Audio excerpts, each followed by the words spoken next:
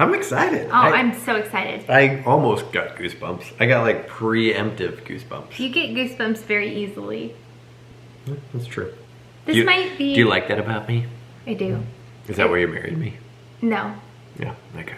Would you say that we're back with a vengeance? We have a lot to tell you guys. Holy cow. It's only been a month. Do you think there's anyone that only follows this channel? No. Okay. Definitely not. So there's no surprises in this video. No. But we need to put it on video. What all has happened? How crazy this month has been. Oh, it's been crazy. I think we need to start with, we're the type of couple that really jumps in head first. We go all out when we do something. Wouldn't you say so? I would. I would say that we get an idea in our heads and then there's no stopping us. We don't really debate about it. We just do it. You know, I feel like if one of us is reserved about an idea, then it doesn't happen. But if both of us are on board, it's gonna happen now. Yeah, that's a very good point. Thanks. So, the last time we posted was, we've gotten a new camera since the last time that we've done a Kids Are in Bed. And the autofocus with so we got the G7X Mark III. We had the Mark II. Eloise pulled over our tripod and broke the camera. Which we had a good run with it. It was time for a new camera. So we got the Mark III, and the focus, the autofocus is horrible. Can we focus on the positives though? It's a great camera other than the autofocus. I don't know, it's doing a really good job. I can see it like picking our faces out of right, this but scene. I've already seen it go blurry once. Oh, so anyway, shoot. if the camera goes blurry, that's why the Mark III. It's not our fault. Yeah, exactly. So anyway, the last time we posted, I believe, was September 1st. Okay, yep, that's accurate. It is now October 7th. Okay, so if we're going in a chronological order, where do we start? September 1st, September 3rd, I think you said, is when we, you know what, it was probably about September 1st that we decided to shop for an RV. Yeah. In our defense, an RV is always something that we've wanted. Why do we have to defend ourselves? No, we don't. It's just, I mean, who buys an RV like 2 days after they decide to buy an RV? We do. Yeah, well, we do. And I don't feel like there's anything wrong with that. I don't. There's a lot of people that do feel like there's something wrong with that. You think? Mm-hmm. Yeah. Well, I do think. You know, we were kind of toying with the idea of a pool. Okay, COVID has expedited our plans to do things that are self-sufficient within our family. We want to create experiences and we want to create fun memories for our children within our means and within our boundaries now because of COVID. And so putting money and putting our effort into the things that we can here, where like we're not going out and doing things in public, are our focus right now, I guess. For sure. And which, although a pool would do that. It would do that. But when we were sitting here talking about a pool, like one day you came up and were like, hey, if we're gonna put X amount of dollars into a pool, why wouldn't we just put X amount of dollars that we would have put in the pool into an RV? And it was like, oh.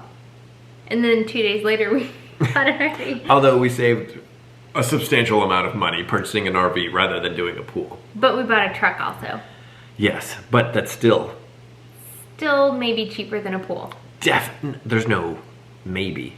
The pool that I wanted to build. I know. He had his sights set high on the pool, the swimming pool for our family. I mean, he's a family man. He's like the last true family man. You're hilarious. Clark. So the first thing that we did was purchase an RV. And we looked at 2 or 3. We did. Actually, we looked at a ton. We went to 3 different places. We were serious about a couple. Yeah. Went to 3 different places, looked at a ton of RVs, and then we figured out exactly what we wanted. And then actually, so one of the largest RV dealers like in the nation, especially for the brand of RV that we purchased, is in Laurie, Missouri, which is like this town of 1,000 people where I actually that's where I practice optometry most often. And so we purchased it from there. He went on his lunch break. Yeah, like how random is it? You went on your lunch break and I was like, I'm on board. You were on speakerphone or like FaceTiming me as you were walking through the thing, and the deal, you know, the deal maker on this RV was the back bedroom. It was funny because the salesman, I like walked into the little shop because so the RV, like what do you call it? Business itself is big, and it's on like two separate sides of the highway, and like on one side, I've literally never even been there. It's a big place. Like generally they have like 400 RVs in stock. Holy cow. Yeah, it's huge. But because of COVID? They're the #1 dealer of Forest River RVs in the nation. Wow. And Forest RV is the #1 selling travel trailer in the nation. So this place is huge. And it's in Laurie, Missouri, which is totally weird. random. Very weird. But anyway, I digress. So I walked into this building and I'm in my scrubs and like I just like pick a random guy. I'm like, yeah, you know, we're looking for a travel trailer. Like we have 3 little kids. We're definitely gonna need bunk beds. And so he kind of walked me over, and they literally only had 2 trailers that had bunk beds. And I walk in there, yeah, and he kind of leaves me alone, and you know, like goes back and answers the phone or whatever. And so I walk through there. I'm like, He comes over and I'm like, you know, none of these are gonna work. He's like, yeah, you know, and we're kind of low on inventory. He's like, well, but let me show you this one. Were they just like the corner bunk beds, like the ones we had seen? Exactly. Yeah, we wanted bunk beds, but most of the ones that had bunk beds were just like shoved into the corner of the main living area. No door. It was like a curtain, and our kids go to bed way earlier than we do, and so that just wouldn't work. Like we need them in their own room. Exactly. Ideally. Of course, when you're camping, you're going to make sacrifices, and you're just gonna do what you can. But we knew that this type of trailer existed, and we just needed to find it. Right. So I walk in, and he's like, you know, blah, blah, blah. And then we go into the back bedroom, and I'm like, perfect. And I call Rachel on the phone, FaceTime her. She's like, all right, let's get it. So right then we bought it. Seriously? Yes. Colin was the sales guy. As soon as you said, all right, let's get it, he's like, okay, deal. That's hilarious.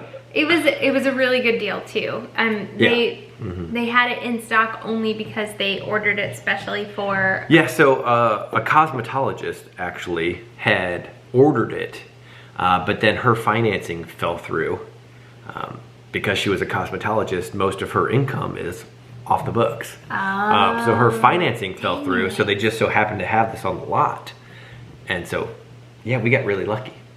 That really stinks for her. I didn't realize that. Yeah, she was gonna live out of it. That makes me so frustrated because it's like a lot. I mean, even a lot of our. I mean, how can you feel sorry for that? Because we've kind of. That means that she doesn't pay taxes on her income. Oh, okay. How could you feel?